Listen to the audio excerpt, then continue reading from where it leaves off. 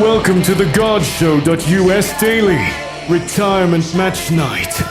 One assumption is hanging up the gloves forever.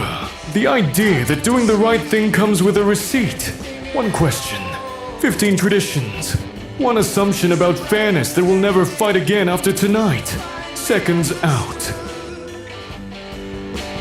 What if we run? What will drive your heart? The engine. TheGodShow.us is a free daily multilingual project where one question gets answered through 15 wisdom traditions. Find the question of the day, ask your own, and discover your belief profile at TheGodShow.us. Today's question: why does the person you finally reported get a second chance and a mentor while you're still the one who made things awkward?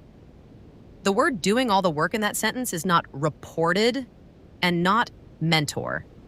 It's awkward. Because awkward isn't neutral, it's a verdict. Someone handed you that word and you took it.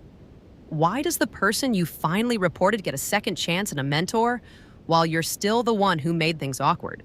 Cynicism walks in without knocking, and today it earns the first word. Diogenes lit a lamp at noon and walked through crowds claiming he was looking for an honest person.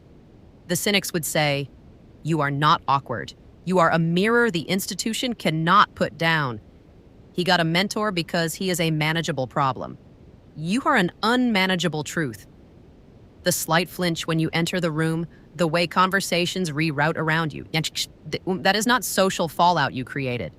That is the system protecting its own story, and you are now the footnote it wishes would stop insisting on itself. Cynicism lets you feel righteous without telling you what to do when you're still eating lunch, alone in that conference room. Nobody books anymore, so Judaism is sharper and more useful here. Hillel said the whole Torah on one foot. Love your neighbor, the rest is commentary. The Jewish move in this question is grief, not injustice. You are not confused about whether you did the right thing. You already know you did. What you're feeling is the cost of knowing it, which is a different problem entirely, and a harder one. Harder. Sufism agrees with Judaism that something real happened, but it goes somewhere Judaism doesn't. The Sufi response here is almost brutal in how accurate it is. What split you open was not the mentor. It was the moment you realized the institution needs the story of his redemption more than it needs the fact of your courage. That's the line that lands. You started calling your own wound an overreaction. And Sufism is standing there in the imagery of the reed crying after being cut from the reed bed, saying, "The crack is the door, not the mistake." They gave him a mentor. You got something older. You got real. I want to bring in the Lion King here because this oracle is actually doing something. Simba comes back to Pride Rock after exile, and the Pride sees a lion who ran. They do not see the gorge, they do not see Scar, they do not see what it cost him. The one who lit the stampede gets the clean story. Simba carries the complicated one. The oracle's point is not that this is unfair, it's that this is how institutional narrative works by design. The person you reported gets a redemption arc because redemption arcs are easier to manage than accountability arcs. You already knew that. The question is what you do with knowing it.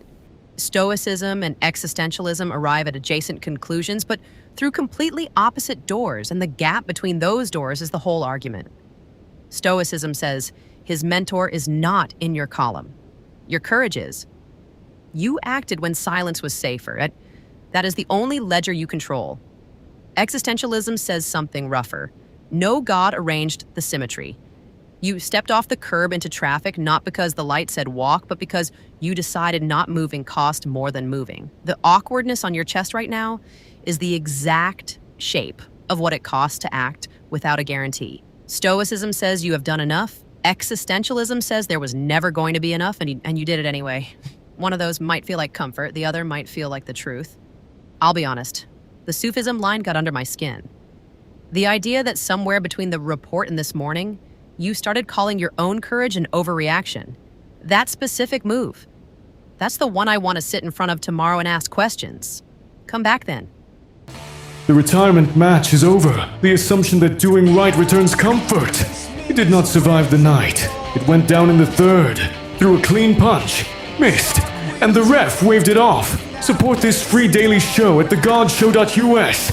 Subscribe, share it, or just send the link to whoever needs to hear that the crack is the door. Thegodshow.us would like to thank our sponsor, Typeset.us. When generic web typography is letting you down, refine your work for free using Typeset.us. And thanks to D, YorkMusic.com for our dark rock intro tune. Somewhere tonight, one assumption about fairness is retiring its gloves. The question that beat it is still standing at the checkout with a full cart. No one behind it. Nowhere to be. Exactly as uncomfortable as it was when it walked in. See you tomorrow for our take on the God Show's question of the day.